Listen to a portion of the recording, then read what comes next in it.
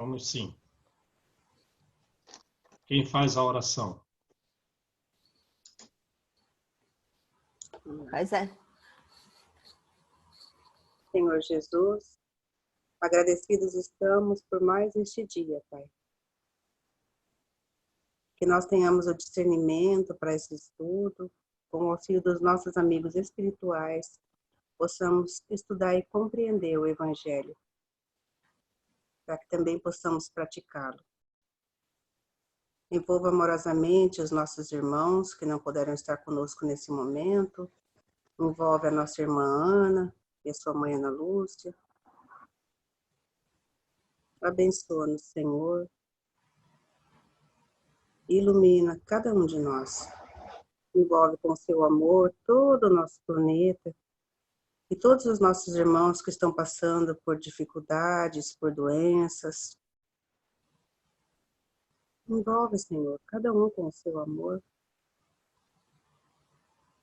Pai nosso que estais no céu, santificado seja o vosso nome. Venha a nós o vosso reino. Seja feita a vossa vontade, aqui na terra como no céu. O pão nosso de cada dia nos dai hoje. Perdoe as nossas dívidas, Senhor, assim como nós perdoamos os nossos devedores. Não nos deixe cair em tentações, mas livra-nos de todos os males. Amém. Que assim seja, graças a Deus, graças a Jesus. Que assim seja. Beleza. Então vamos lá, a gente está no item 11 do capítulo 11, né? Isso mesmo. Corta aqui, peraí.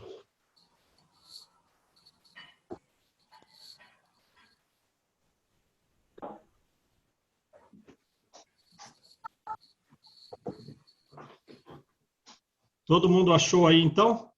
Achei. Então tá, vamos lá. O egoísmo, mensagem de Emmanuel. Será que é o Emmanuel? Emmanuel? Deve ser, né? Não podemos confirmar, mas de repente deve ser, né? Ainda mais que está com 2 M's, né? É. Tem a mensagem da Joana, deve ter dele. Exato. Provavelmente. É. O egoísmo, esta chaga da humanidade, tem que desaparecer da Terra porque impede o seu progresso moral. Então aí, ó, o egoísmo impede que nós avancemos para o mundo de regeneração, certo? E aí ele vem confirmar aquela mensagem do capítulo 5 de François Nicolas Madeleine, né? É ao Espiritismo que está conservada a tarefa de fazê-la, a Terra, elevar-se na hierarquia dos mundos. Viu aí? Esse é o papel do Espiritismo. É a mesma informação que François... É assim que fala, Malu? François Nicolas de Madeleine? Ele vem trazer esse mesmo ensino, né? O egoísmo é, pois, o alvo para o qual todos os verdadeiros crentes devem apontar suas armas, sua força, sua coragem para o egoísmo, né? Digo coragem porque é preciso mais coragem para vencer a si mesmo do que para vencer aos outros. Para vencer os outros não é necessário tanta coragem. Basta ser inferior e querer ser agressivo. Mas aí está conquistando a própria derrota, né? Para vencer a si mesmo tem que ter coragem. Que cada um, portanto, empregue todos os esforços para combatê-lo em si, combater o egoísmo, certo? Certo de que esse monstro devorador de todas as inteligências, esse filho do orgulho, é a fonte de todas as misérias terrenas. Viram aí? Todos os nossos males se originam do egoísmo, que é filho do orgulho, e devoram a capacidade até do desenvolvimento intelectual. É a negação da caridade, por conseguinte, o maior obstáculo à felicidade dos homens. O maior obstáculo para sermos felizes é o nosso egoísmo. Jesus vos deu o exemplo de caridade. Pôncio Pilatos, o do egoísmo. Pois, aí ele vai explicar por quê. Pois, quando o justo vai percorrer as santas estações do seu martírio, Pilatos lava as mãos, dizendo: que me importa? E diz aos judeus: este homem é justo, por que quereis crucificá-lo? Entretanto, permite, deixa que o conduzam ao suplício. Então, por essa lavagem de mãos, né, ele é considerado egoísta. Porque se fosse ele, ele se defenderia, mas com o outro, ele não defenderia, né? Quantos séculos ele deve ter? Deve estar aí virando, hein, João? É. Ou até milênios, por conta disso. É. Verdade. Você viu que o Divaldo falou de quem que o Divaldo falou mesmo? Eu não lembro. Depois eu vou tentar lembrar a história que o Divaldo falou, mas teve um espírito que sofreu muito nesse mau tratamento com Jesus.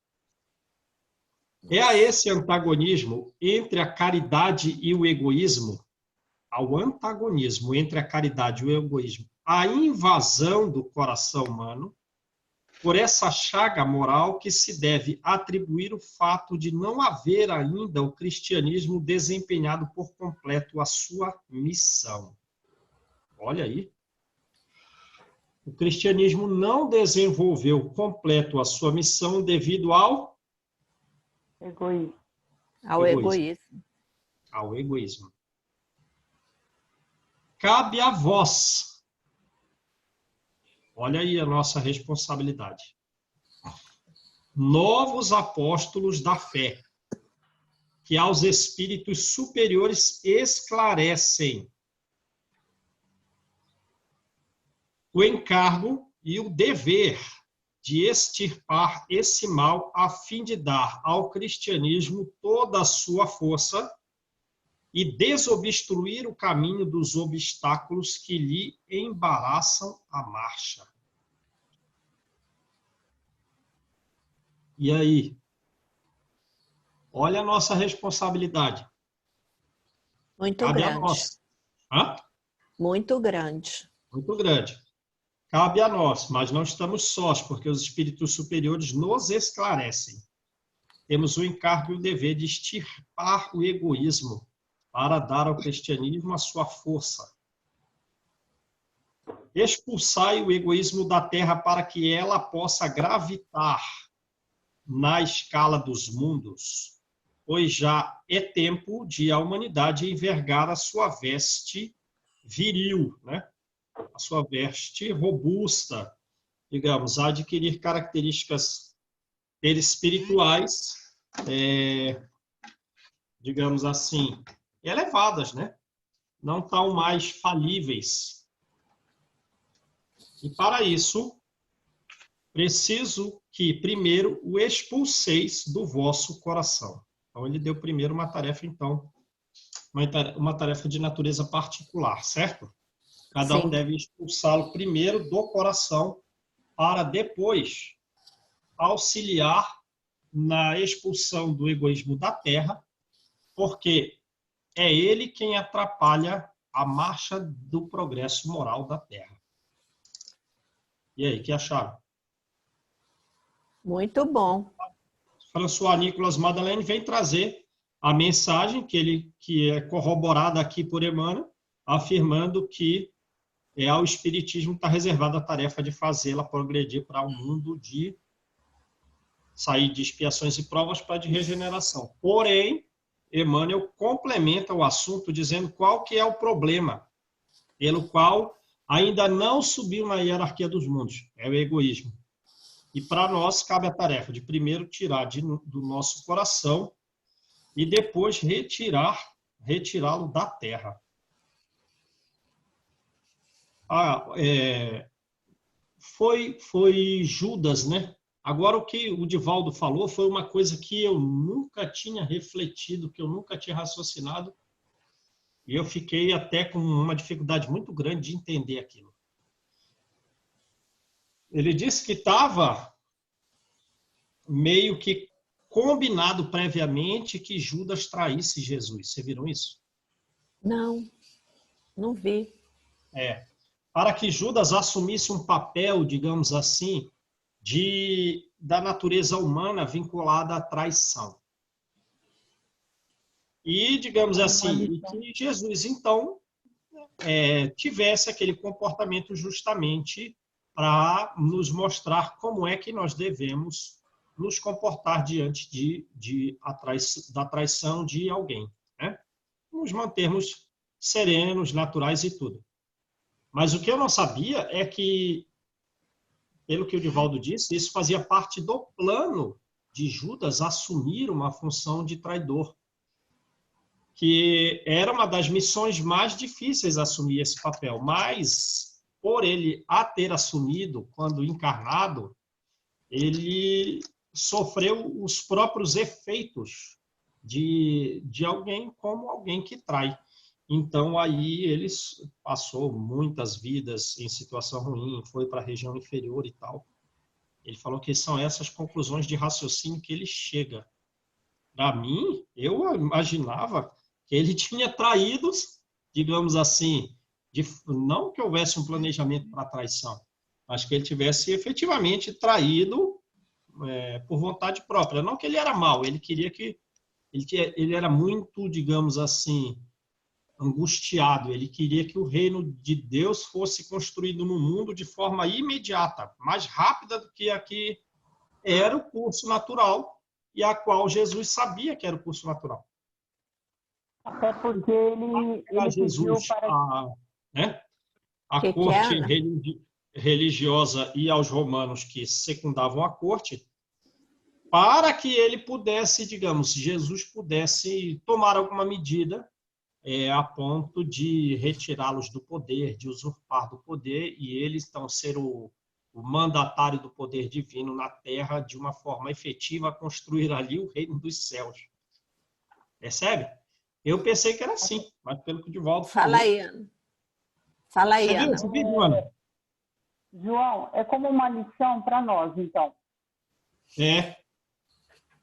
É por isso que, então, ele, quando Jesus estava na cruz, um pouco antes de morrer, que ele balbucia umas palavras e pede para que o anjo da caridade vá socorrer Judas, que acabara de se matar, que está naquele livro Boa Nova, que falha a memória. No livro Boa Nova, né? Então, assim, ele foi resgatado logo. Ele foi resgatado rápido. Ele foi resgatado rápido. Antes que não era para ele ir, né?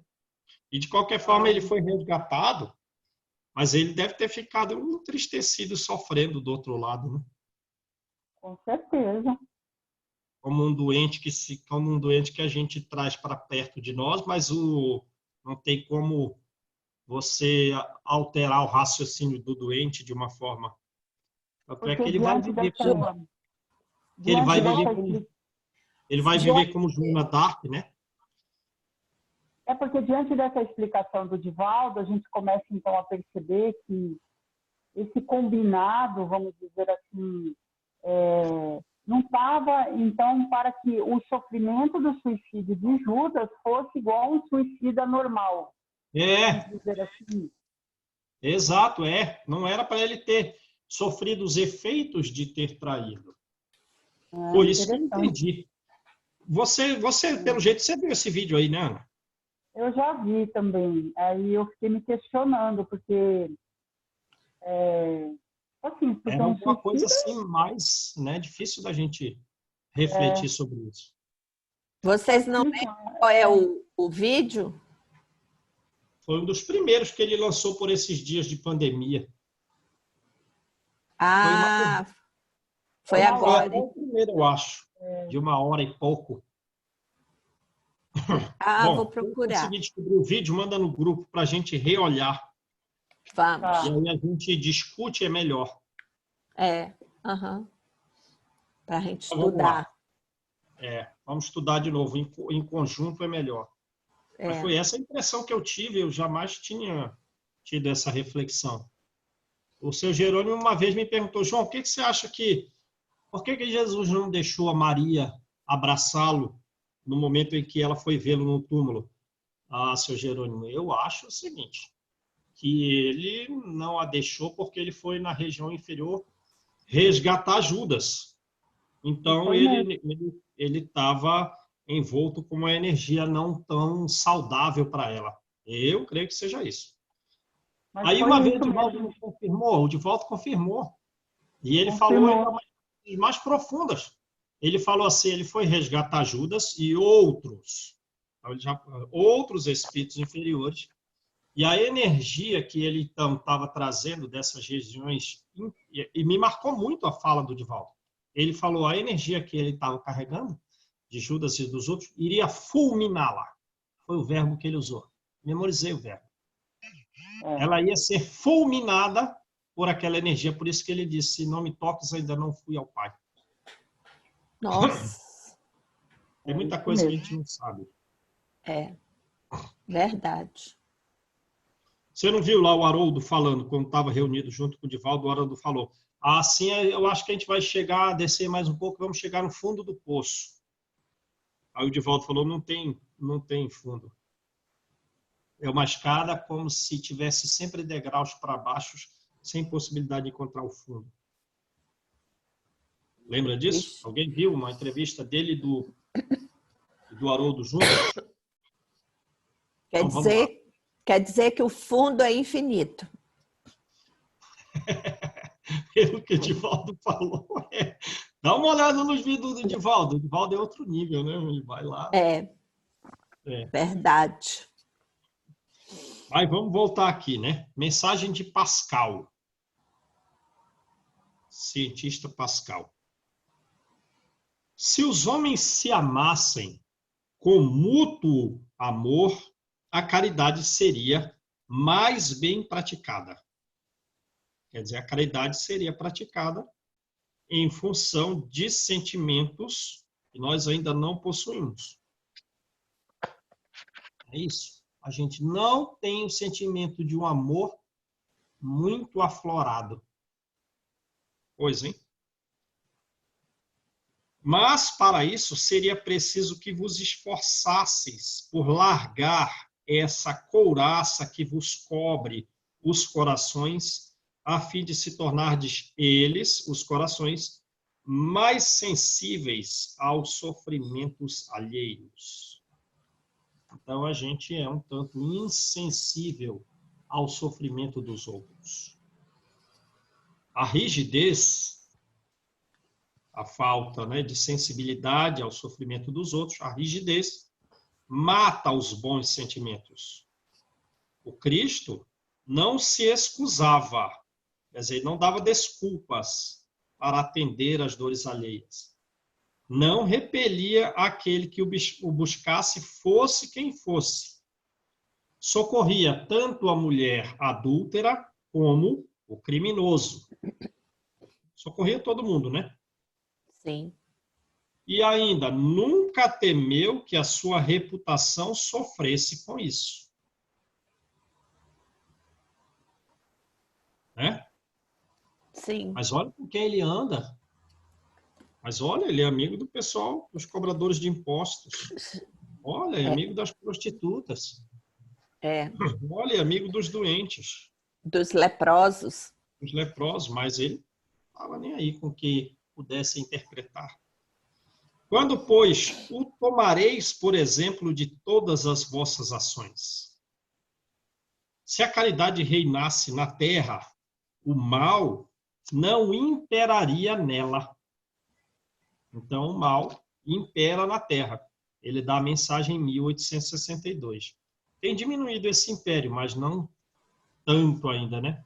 O mal fugiria envergonhado, ocultar-se-ia, visto que em toda parte se acharia deslocado. Então, isso ainda vai acontecer, né? O mal, então, desapareceria. Ficai bem certos. Então, quanto mais nós dermos exemplos de sensibilidade aos sofrimentos dos outros, e esses exemplos se tornarem um coletivo generalizado, é isso que vai acontecer. O insensível vai se envergonhar, o insensível vai se ocultar. E aí o mal vai desaparecer. Pelo menos vai ficar oculto. Começais vós mesmos por dar o exemplo. Então, é isso que ele quer que façamos. Sede caridosos para com todos, indistintamente. Esforçai-vos por não atentar nos que vos olham com desdém e deixai a Deus o encargo de fazer toda a justiça porque a cada dia, em seu reino, ele separa o joio do trigo. Então, nós não fomos bem tratados por alguém. E por isso, o nosso raciocínio fica preso àquela pessoa. A gente atenta para isso. Fica pensando nisso. Passa um dia, uma semana. Enfim, dependendo da gradação de cada um, né? Do nível evolutivo de cada um, a gente fica mais ou menos vinculado naquele processo obsessivo ali. É um processo obsessivo. Uhum. A pessoa lá no meu trabalho disse alguma coisa que me desagradou. Aí eu fico o dia seguinte todo lembrando daquele desagrado, com um sentimento impuro de algum grau de revolta com relação à pessoa que me disse isso, me disse aquilo. Obsessão. A energia mental minha de desagrado está indo para ele. E a depender de quem sofreu desagrado, até vai lá se vingar, né? Uhum. Só que a energia negativa que você manda também volta para você, né? Também volta. E volta quase que imediatamente, mais rápido que a velocidade da luz.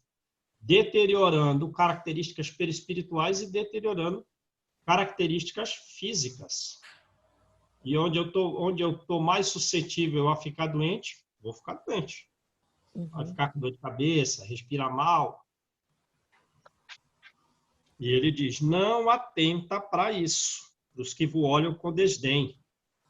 A justiça, quem a exercerá é Deus, porque ele está separando o joio do trigo.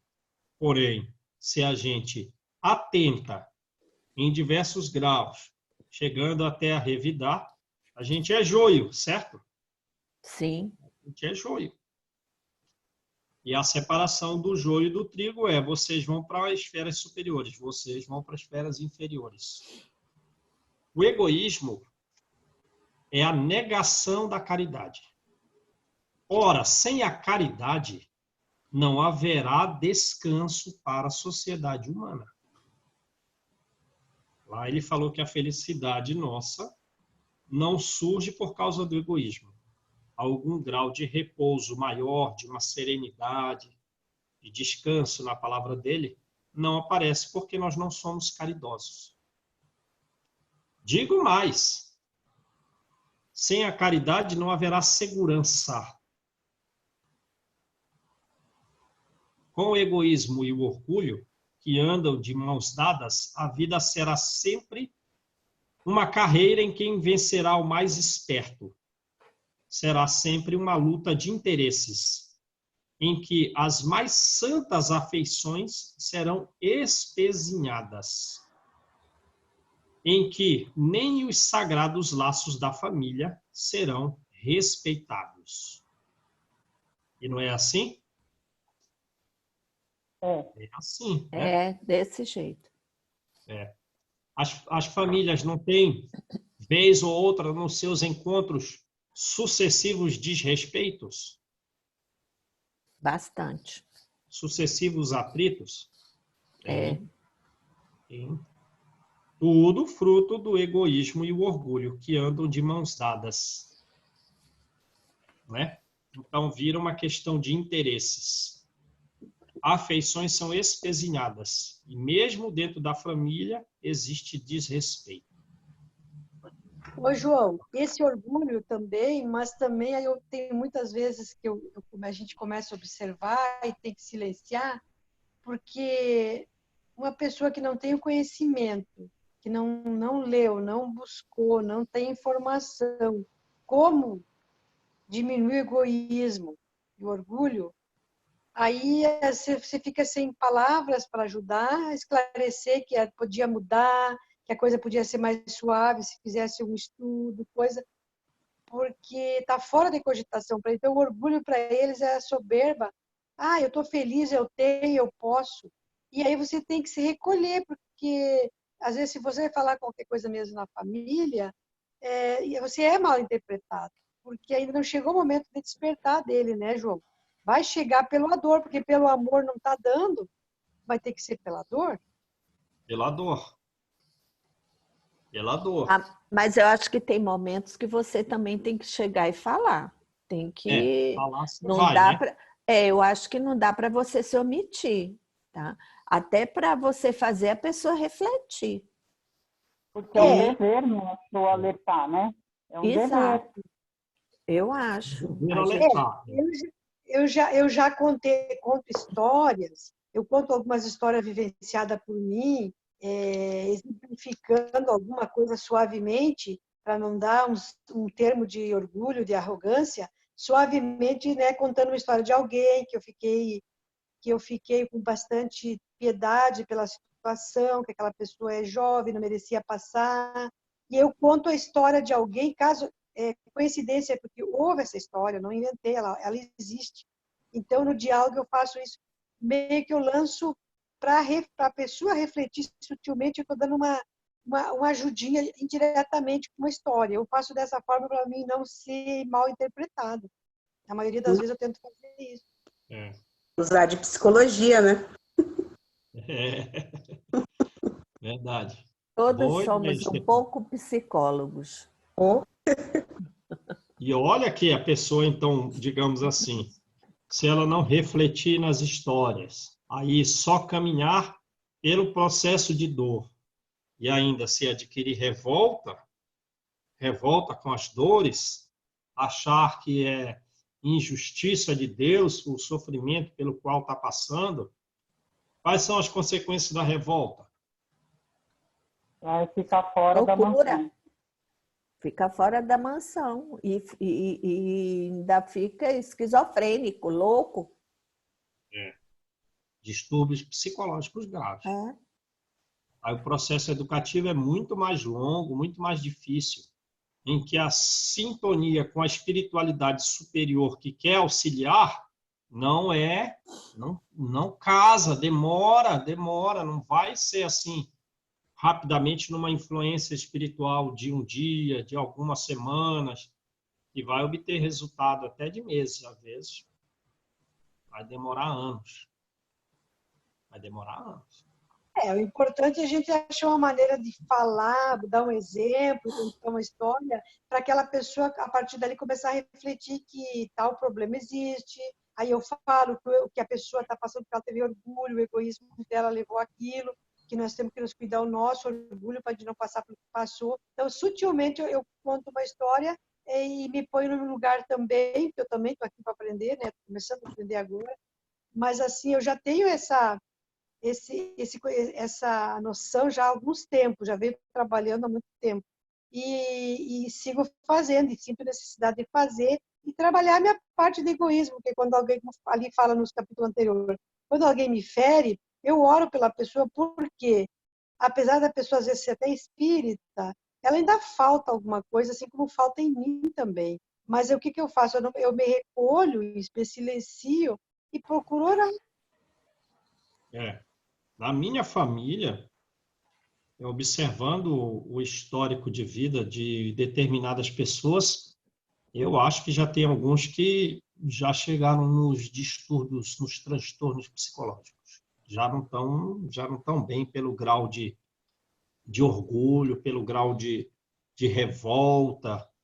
Você vê que, não sei, a pessoa perdeu o trato, até um caráter educativo mínimo, assim, para com os outros. Assim, já. Para mim... É igual, João, eu vejo, eu tenho, porque um bocado já desencarnou, né? Mas a família do meu pai, eles eram muito desunidos. Tá? Minha avó teve 22 filhos, né? E, assim, que levaram até a vida adulta foram 10, né? E era, assim, uma briga entre eles o tempo inteiro, sabe?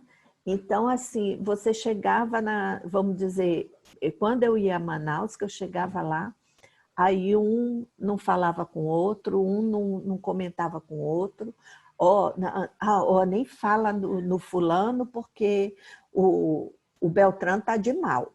Aí eu dizia, meu Deus do céu.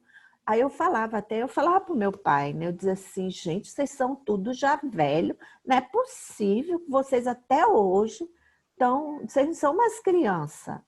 Aí, mas não, estava sempre de mal, João. Olha, ali eu acho que juntou, hoje em dia que eu estudo o espiritismo, eu acho que ali eram inimigos de outras vidas, porque o que eles vivem, assim, e pior, vão voltar de novo todo mundo junto, porque eles não agregaram, não lograram êxito, sabe? Eu ficava olhando assim, eu dizia, meu Deus, como é que pode? Porque eu tenho para mim que o uma meu determinada... Hã? Eu tenho Pode para falar. mim que o meu irmão, eu falo sempre, né? Acho que o meu irmão foi meu filho. Embora quando criança a gente brigasse tudo, né? Mas aquela coisa de criança, né? De irmão. Mas assim, eu sou apaixonada pelo meu irmão. Eu tenho assim, nossa, o que eu puder eu faço por ele. Então eu fico olhando assim, eu botei o nome do povo aqui, tudo, porque eu tenho um caderno dos encarnados, sabe? Para me fazer minhas radiações. Então, assim, eu peço muito, sabe? Que, se Deus quiser, na espiritualidade, eles possam irem se agregando lá para voltarem bem, cumprirem o papel deles. Lá é bem provável que isso aconteça. Com a Não, história do Segismundo, né? O Segismundo, né? no mundo maior, né? Há uma super promessa de auxílio mútuo, de contribuição e tal. Eles, na vida anterior, que um havia matado o outro, né? E a mulher tinha envolvido em questões sexuais. Aí, não, perdão, danado e tal. Vamos ser da mesma família. Quando volta, quando vem, aí é um atrito danado, né? Nem vai renascer Segismundo, porque o pai repelia com uma energia tal que estava impedindo de fazer a ligação espírito-corpo para o Segismundo renascer. Então, digamos assim, quanto mais a gente se conflitar, mais Deus vai nos aproximar dessas pessoas do conflito. Seja na nossa família, seja seja pessoas que a gente conhece por aí. Então, se a gente não age com perdão, age com vingança, age com agressividade, a gente vai colocar essa pessoa dentro do nosso círculo de forma mais próxima do que já está. Vê, todos os livros de André Luiz falam isso. Né? Exatamente. Está mostrando ali constantemente, né? Diz que o perdão é liberdade, enquanto o não perdão, o revide... Tchau, Ana. Tchau, Ana. Tchau, Ana. Vá com Deus. O não perdão, o revide vai trazer esse pessoal para perto. Então, vamos lá. Espírito protetor. Cracóvia. Cracóvia é onde? É na Rússia? Não, é na Eslovênia, né? Acho que Cracóvia é ali. Eu acho que é. Deixa eu ver aqui. Cracóvia, Espírito protetor. Lembra que aquela mensagem do capítulo 8 lá, do Espírito protetor? Polônia. É na Polônia. Polônia. É, na Polônia. Cidade da Polônia. Aquela mensagem do Espírito do capítulo 8 ou do capítulo 9, depois da mensagem de João, Ele era mais elevado que o próprio João Evangelista, capítulo 9. Né? É o espírito protetor também. Agora vem aqui outro espírito protetor, né? A gente já fica assim, né? Qual é o nível dessa mensagem aqui? Pelo jeito, o título dela já diz tudo. A fé e a caridade. Então, vamos lá. Disse-vos há pouco, meus queridos filhos. Então, veja, chama a gente de filho.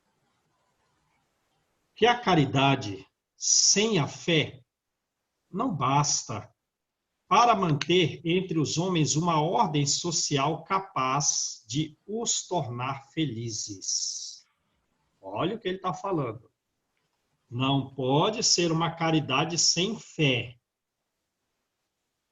que vai nos trazer uma ordem social na qual haja algum grau de felicidade. Porque a gente vê, por exemplo, até hoje, no processo da pandemia, é ótimo que as pessoas estejam aí doando toneladas e toneladas de alimento, né, às pessoas carentes. Isso, de certa forma, aproxima os corações, há uma união sentimental, isso é uma maravilha. Mas se está fazendo isso sem fé, sem uma noção de religiosidade a respeito da vida, né? da vida futura, de irmos a boas colônias espirituais, lembra, fé e razão caminham juntas. Né? Eu preciso entender para ter uma fé verdadeira. Isso. Né? Então, faço uma caridade, mas se não existe uma fé, não será mantida uma ordem social capaz de nos tornar felizes. Fica como assim um trabalho passageiro, uma coisa rápida, que depois que tudo voltar ao normal, volta também, digamos assim, os sentimentos que não foram efetivamente construídos voltam ao estado normal e não há aquele respeito entre as pessoas. Você sabe o que ele está falando aqui? Uhum. Então, vamos auxiliar quando está numa dificuldade. Depois que passou a dificuldade, se não existe a fé, não é mantida uma ordem na qual haja algum grau de felicidade. Deveria ter dito que a caridade é impossível sem a fé. Então, ele vai falar de uma coisa mais profunda. Porque a gente estava se limitando a atos. E parece que agora ele vai entrar no campo dos sentimentos, certo? Uhum. É certo que podeis encontrar impulsos generosos, mas não a generosidade como uma árvore construída. É certo que podeis encontrar impulsos generosos em pessoas sem religião. Mas essa caridade austera, que só se pratica com a abnegação, uma caridade realmente verdadeira, né? Séria, que só é praticada com a abnegação por um constante. Aqui é que está a coisa, não é impulso, mas um constante sacrifício de todo o interesse egoístico, somente a fé pode inspirá-la. Porque só ela, só a fé, né, nos faz carregar com coragem e perseverança a cruz dessa vida. Deu para entender o que ele está falando? Uhum. Uma pessoa sem religiosidade surge uma dificuldade generalizada ou em determinados bairros ou grupos, aí alguém sem fé tem um impulso generoso, serve. Aí um barranco de terra, em algum lugar do país, aí vão, várias pessoas se reúnem, doam alimento, doam comida, mas daqui a pouco, só isso. Agora, quem, digamos assim, diariamente pratica uma caridade contínua, diária, ininterrupta, por todo o tempo, só alguém que carrega uma fé religiosa. Deu para entender? Porque aí a pessoa faz um trabalho numa região carente que dura 50 anos. E depois outras pessoas com fé semelhante vão continuar aquela obra. Então, só a caridade realmente com fé permite realizar um trabalho continuadamente bom e de elevados sentimentos. Sim, meus filhos. É em vão que o homem ávido de prazeres procure iludir-se sobre o seu destino na terra. É em vão. Iludir-se, né, sobre o seu destino na terra com prazeres, pretendendo que deva ocupar-se unicamente com a sua felicidade. Então, eu vou viver 80 anos e eu vou me preocupar com os outros quando surge algum problema, e esse problema tem que ser rápido, tem que durar ali um mês, no máximo. Eu vou auxiliar. Depois, no segundo mês, já perdeu a graça, eu não vou mais nem auxiliar, mesmo que eles tenham necessidade. Porque o resto do tempo eu tenho que me ocupar comigo. Já estou demorando muito. Já fiz aí 6 meses de caridade nessa pandemia, 6 meses de caridade nesse serviço aí de auxílio a crianças de baixo carente. Já chega, já dei minha cota. Agora eu vou cuidar de mim. Vou passar o resto da vida cuidando de mim. Certamente Deus nos criou para sermos felizes na eternidade. Não é aqui. Não é aqui. Entretanto, aqui começa a construção, né? Entretanto, a vida terrena deve servir apenas ao vosso aperfeiçoamento moral, que se adquire, e não para enriquecimento material, né? Que se adquire o aperfeiçoamento moral mais facilmente com o auxílio dos órgãos físicos e do mundo material. Então, eu evoluo lá no plano espiritual? Evoluo. Se eu estou numa boa colônia espiritual, eu evoluo lá.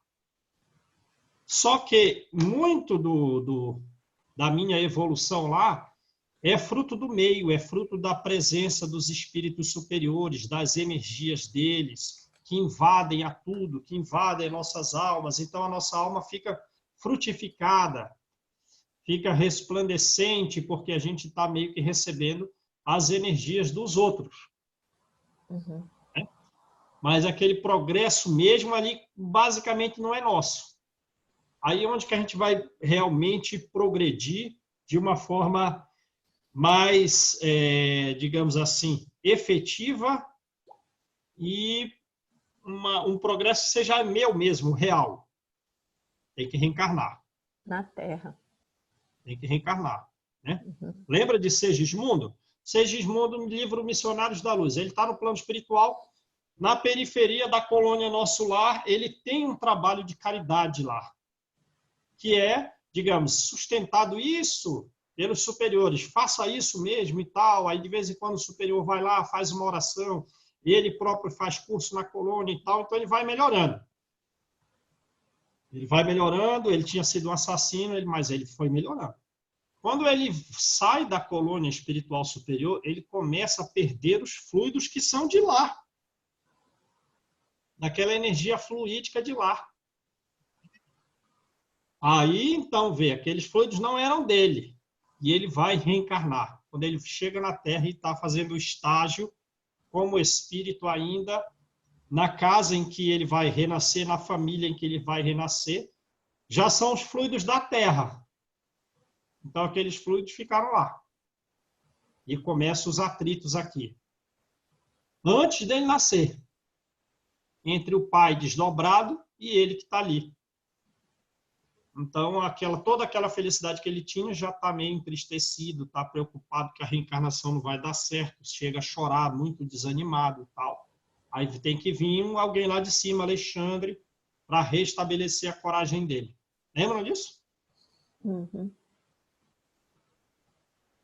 Então, é aqui que a gente progride mais. Tem que passar aqui na prova e na expiação, para ver realmente, né? Lá eu estudo, aqui é a prova. Exato, é isso aí. Quando a gente está lá estudando, nossa, mas que maravilha, né? Aí vem um ministro super elevado, faz uma oração daquela que você vê que da mão dele jorra jatos de luz. E a gente tem alguma luminosidade, tudo tem luminosidade, até a matéria, a parede tem luminosidade, né? A física já diz isso, né? Aí a gente tem aquela luminosidade, ficamos mais luminosos, a influência dele nos melhora mais ainda. Mas isso é o estudo. Vai fazer o Enem. Vai fazer o Enem lá de 1000 questões. Com todas as matérias. Com todas as matérias, né? E aí vem aquela coisa difícil, né? A agressividade de alguém, a traição de um amigo, enfim. E aí, meu amigo? E aí, você vai segurar o rojão, vai passar nessa prova? Sem levar em conta as vicissitudes ordinárias da vida, a diversidade, sem levar em conta as vicissitudes normais, quer dizer, as dificuldades, os problemas normais da vida, a diversidade de gostos, dos pendores e das necessidades, é esse também um meio de vos aperfeiçoardes, exercitando-vos na caridade. Não é? A diferença de interesses, de necessidades diferentes, um pende mais para um lado, outro, diversidade de gostos, é um meio para o exercício da caridade. Com efeito, só a poder de concessões e sacrifícios mútuos podeis manter a harmonia entre elementos tão diversos. O que ele está dizendo com isso? Com efeito, só a poder de concessões, só a poder de sacrifícios mútuos podeis manter a harmonia entre pessoas tão diferentes. O que ele está dizendo? Que a gente tem que ceder, a gente tem que fazer concessões, a gente tem que fazer sacrifícios da nossa vontade para que em algum momento seja feita a vontade alheia. Às vezes os outros têm que fazer sacrifícios mútuos e permitir que sejam feitas outras vontades. Só assim se mantém a harmonia. Certo? Certo. Principalmente a gente que tem um certo conhecimento do espiritismo, né? A gente tem que fazer mais concessões do que quem não conhece, né? Exato. No entanto, tereis razão se afirmardes que a felicidade se acha destinada ao homem neste mundo, desde que a busqueis no bem. Então, digamos assim, se nós buscarmos trabalhar no bem, a gente começa a ter um grau de serenidade, de paz, por consequência de felicidade mesmo na Terra, né? E não nos prazeres materiais, mas aqueles que só buscam conquistar bens materiais, prazeres da vida. Esses são os mais infelizes. Como disse o livro, como disse a mensagem do capítulo 6 do Espírito de Verdade, né? Às vezes os ricos são os mais miseráveis. Exato. São os mais problemáticos. São os mais sofridos. Eu fico olhando a pessoa que trabalha aqui em casa. Ela ajuda os outros. Ganha pouco, né? Ganha R$1.600, R$1.700, mas ela ajuda os outros. O marido está doente, mas ela compra coisas alheias, ela vende coisas para os outros, ela compra coisas dos outros, fica pensando como desdobra tanto dinheiro. Mas esse pessoal dá um jeito, eles não são assim tão problemáticos quanto... E uma contribuição dela assim de R$20 é muito mais valiosa que uns R$300 que a gente der. É o óbolo da viúva. É o óvulo da viúva. Vale muito mais. É. A história da cristandade fala de mártires que se encaminhavam alegres para o suplício. Vê aí? Uhum.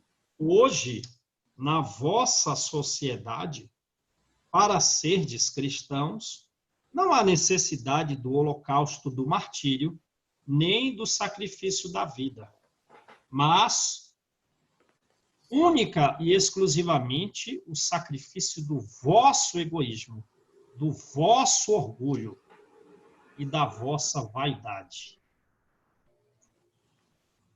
Triunfareis se a caridade vos inspirar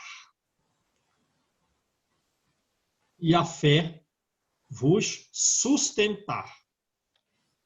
Espírito protetor. Quer dizer, a caridade diz, vai lá e faça isso. E a fé diz, continue a fazer. Né?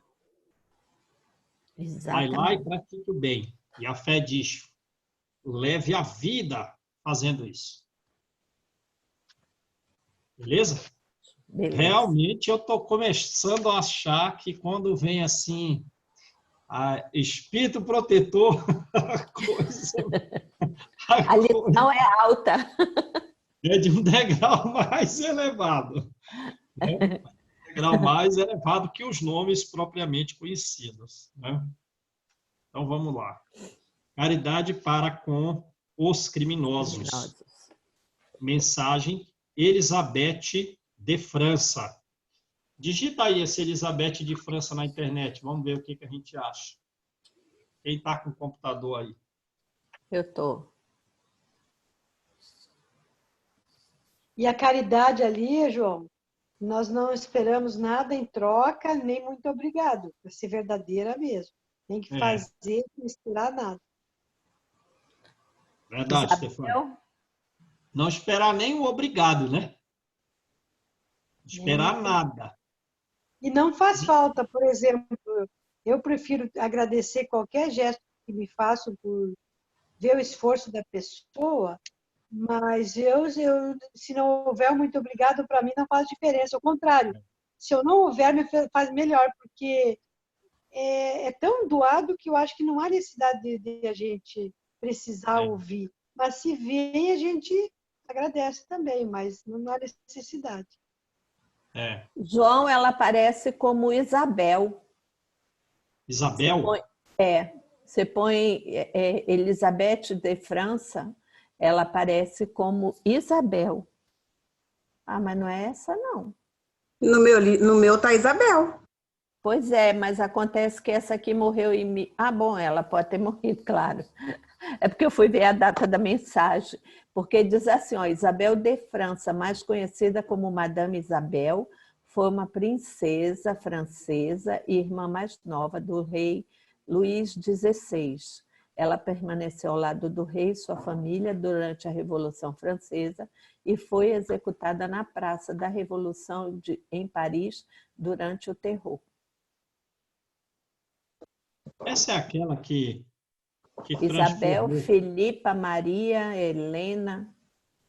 Essa é aquela que fez uma transformação de flores em pães? Ou eu estou confundindo?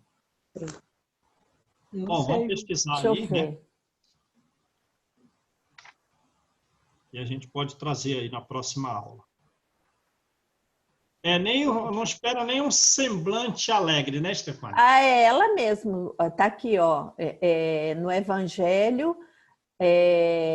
no capítulo 11, item 14, e intitula-se Caridade para os criminosos, para com os criminosos, ditada em 1862 na cidade de Havre, pelo espírito Isabel de França. A benfeitora espiritual. Deveis amar os desgraçados, criminosos. Essa foi a princesa da França do século XIX que depositou essas pérolas de bondade nas doces páginas do Evangelho. Como que ela morreu na praça, o pessoal da Revolução Francesa? Guilhotinada ou enforcada? não se ouviu um só ruído, nem havia nenhuma viva a República, nada. O capitão que deveria dar o sinal para rufar de tambores caiu desfalecido. A multidão permanecia em silêncio e, após a execução, um perfume de rosa se espalhou por toda a praça. Ela era elevada, né? É. E olha a mensagem que ela dá. Sofrendo na mão dos criminosos, vem trazer a mensagem da caridade para eles, né? Exatamente. É. Então, no momento, quer dizer, ela foi guilhotinada, porque no momento que ia arrumar, coisar os tambores, o capitão caiu, desmaiado, e depois que ela foi executada, diz que se sentiu um cheiro de rosas na praça. É. Ela deve ser muito elevada, né? E ainda, quer dizer, colocar, né, para se ter caridade com o criminoso, a elevação é bem alta. Muito. Demais. Vamos estudar aí, depois, se tiver uma oportunidade de alguém de ir na França, visita essa praça aí, né? Eu já fui. Essa praça para ela. Já fui lá. Ah, não vi se tinha monumento para ela, mas você foi nessa praça? Fui. É muito triste lá. Assim, tem beleza, que tem muita coisa eles trouxeram do Egito, sabe? Mas é uma coisa assim, você lembrar que ali as pessoas foram executadas, entendeu? Não interessa se era rei ou o quê, que era um ser humano, foi executado ali, né? Uhum. Dá aquela sensação assim de angústia. Eu já fui lá, é meio angustiante assim. Tem a beleza, tem um monumento, tal, com como se fosse um obelisco, mas em estilo assim, meio de pirâmide, sabe? Bem alto, mas para mim, pelo menos eu não senti aquela coisa assim, meio angustiante. Tem certos lugares que você vai, foi igual lá no Palácio de Versalhes. Nossa, uma coisa muito desagradável, não gostei. O povo ficava, você viu tal espelho? Para mim, não vi beleza nenhuma. Achei muito lindo os jardins. Os jardins são belíssimos, mas o palácio em si... Lembra que tem espírito em todos esses lugares aí, né? Eu sei, então, eu acho que é por isso, e às não vezes gostei vivendo os nada. episódios da época, né? Meu marido dizia assim, para com isso, não sei o que, eu digo, não gostei não. Podia ter passado. Eu queria ir num lugar desse com um médium super poderoso e dizer pela psicometria, conforme tem no livro, nos domínios da mediunidade, toca aí esse objeto, toca aquele, toca esse outro, conta a história, toca esse objeto, conta a história. Agora é engraçado, os jardins eu amei, adorei, é muito bonito, muito, muito mesmo. É uma coisa assim deslumbrante, sabe? Agora também não sei se é por conta da natureza, entendeu? Porque a natureza em si ela é bela, né?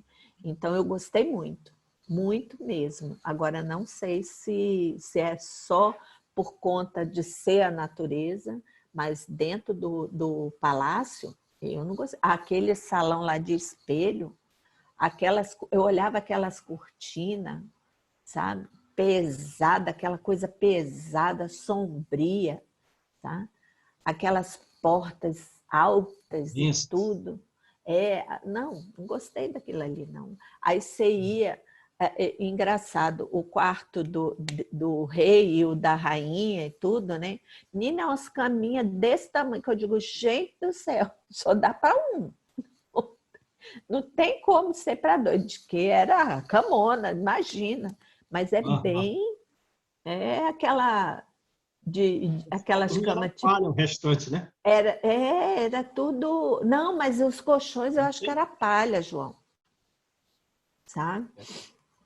A gente não podia pegar e tudo, né? Porque tem as barreiras, né? Que você... Mas você vê aquilo ali, sabe? Aquelas... como é que se diz? Tipo uma bacia, mas só que de madeira, aquilo, sabe? Onde eles tomavam banho, né? Hã? Tina? Aquelas tinas, tudo. Ah, é horrível, João. Eu ficava imaginando tomar um banho na água suja, porque vai cair. Ah, não dá, não. Tá. E não ter banheiro, não tinha banheiro lá dentro, não tinha nada, o povo, falta de jeito total. Ô, Estefânia, vamos numa viagem dessa aí, vou te falar para você ficar tocando os objetos, hein, Estefânia?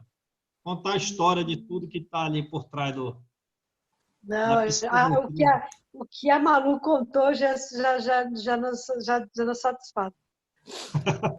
Não quer saber tocar objeto nenhum, Estefânia. Não, Deixa para lá isso.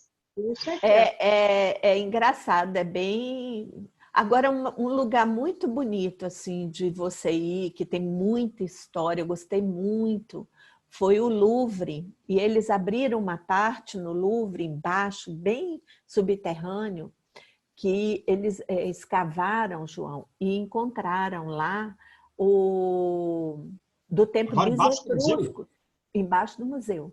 Eles escavaram porque eles encontraram lá da época dos etruscos. Nossa! Tá? Então, você vê assim, é muito bonito. Ali, aí eu gostei ali, sabe? Tem muito lugar ali. Outro lugar que também tem muita história, tudo, né? Que é a Itália em si. A Itália, né? A Itália tem muita história. Eu fui em diversas cidades lá da Itália, é muito bonito. É assim, cidades medievais, né? Sim.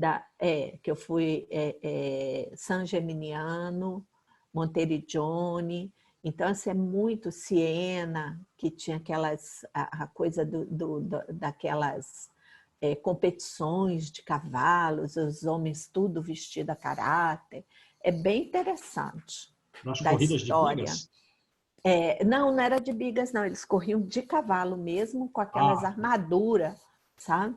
Era da luta, né? Porque Siena que defendia, era medieval, né? Aquela luta medieval. Aquela luta medieval. É bem interessante. Mas nos cavalos.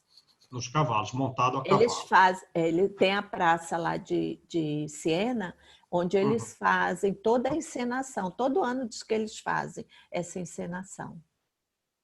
Tá? Entendi, legal, hein?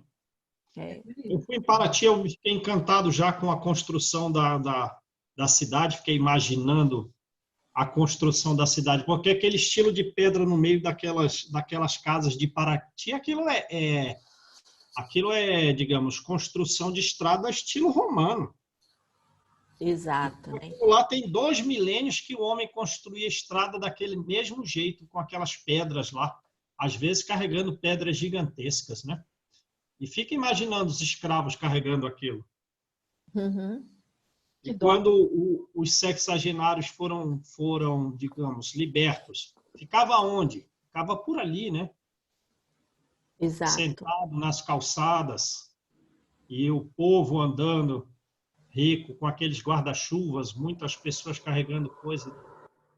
Eu queria ser uma espécie de drone de sobrevoar e ver as vidas assim das civilizações antigas. Eu também, eu tenho essa mesma vontade, João. Seria muito mais fácil do que tentar ler muitos livros e ficar inferindo como que era a vida social, fica mais difícil.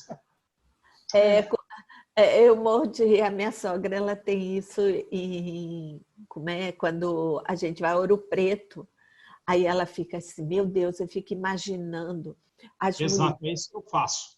andando. Então, aí ela fica assim, meu Deus, já pensou as mulheres com aquelas rouponas enormes, subindo essas ladeiras desse tamanho. Aí ela fica, aí a gente vai, porque tem muitos restaurantes em Ouro Preto que era senzala, era onde era a senzala. E o interessante, né, que assim, na senzala tem tipo uma vala, né? E em cima tem os buracos, que era onde os donos dos escravos, tudo, né, faziam suas necessidades e caía lá embaixo, nessa parte da senzala, mas ela tinha um forno, que aquilo dali ia aquecer. Imagina o cheiro daquilo. Ai, não. Jesus. Essa! Eu digo, meu Deus! E os ferros, João, que o povo era preso. Nossa, você olhava assim, aqueles objetos de tortura. Aí chegou, eu digo, não, eu vou sair daqui. Quero ver isso. Mas é que tu estava recordando o teu passado, por isso que tu passou mal. Provavelmente. Nosso, né? O nosso. Provavelmente eu fui escrava. Porque, Eu acho que a olha, gente foi um pouquinho assim. eu cheguei a olhar aquilo ali, sabe? Aqueles Você não foi objetos escravo, de a gente tá bem, tortura. né? O duro é se a gente foi o dono de escravo. Aí a gente... Ave Maria, eu acho que eu não fui não, João. Ou se eu fui dono de... Aí estão mais comprometidos, né?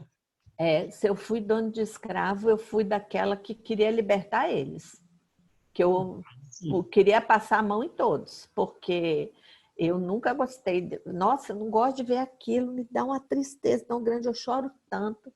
Eu não assisto filme desse negócio que tem escravo, novela com escravo, não sei o quê. Não gosto. Não gosto daquilo. Eu choro. Toda vez que eu vejo aquilo, eu choro. Me angustia muito. Pode ser até que eu tenha sido algum feitor, né? Sei lá, de repente. A gente não sabe. Eu acho que eu fui feitor. Eu já me vi numa senzala, mas eu era uma criança quando eu vi. Eu me vi criança numa senzala. E as minhas irmãs, não, uma delas, era minha irmã também nessa vida. E a gente, só que eu era uma pessoa, eu era terrível. Mas eu era negrinha. Eu era uma negrinha, bem negrinha mesmo, mas era terrível. A bichinha era arteira. A terrível a gente foi, né? Ixi, todos nós, quem não foi? Vamos lá, gente. Quem faz a oração? Faz aí, Stefânia. Pede pela Regina. Amado Pai, mais um dia que passamos na esperança de retornar à nossa vida normal, nossas atividades, mentalizando coisa boa para a humanidade, para todos os governantes do mundo, que eles tenham compaixão com a população. Obrigado, Senhor, por este dia de estudo, de brandura, que acalma nossos corações, traz-nos um pouco de paz, de esperança. E possamos continuar no trabalho da Seara, Senhor, mesmo que ainda muito pequeno o nosso trabalho, mas nos traz um grau de esperança de cada dia melhorarmos um pouco. Obrigado, Senhor, pelo nosso grupo, de união, de fraternidade, de nos alimentarmos através do Evangelho, do professor João. Dê-lhe saúde a todos nós e nossos familiares. Pedimos, Senhor, dê-lhes a paz e o que for de seus desígnios. A Regina, a Ana Lúcia, que estão passando por um processo de difícil momento para elas, para os seus familiares. Seja feita a tua vontade, Senhor, e o merecimento de cada uma delas, poupando-lhe um pouco a dor das familiares, trazendo um alento para que eles possam passar por esse momento de luto que estão vivenciando, que é um momento difícil para todos eles. Dê-lhe paz, Senhor. Abençoe a cada um dos familiares e auxilie esses irmãos, essas irmãs que estão passando, retornando à sua casa, que elas possam se libertar de uma forma serena, tranquila, no entendimento de uma nova vida, do recomeço na pátria espiritual. Senhor, estamos sempre juntos nossos pensamentos, em nossas orações, que apenas o corpo estará distante, mas os nossos corações estão voltados para elas, para que elas possam continuar sua jornada na espiritualidade, nos auxiliando também, assim como nossas orações estará presente todos os dias. Abençoe o nosso dia, Senhor, os nossos familiares, os que não estão presentes hoje, e toda a população mundial, Senhor. E abençoe o nosso Brasil, que é rico, tem um evangelho que está sendo praticado através do nosso espiritismo, dos nossos estudos, que possamos estar aqui hoje e sempre. Graças a Deus. Que assim seja. Até amanhã, se Deus quiser. Até Até amanhã, amanhã. gente. Fiquem com Até Deus. amanhã. Fiquem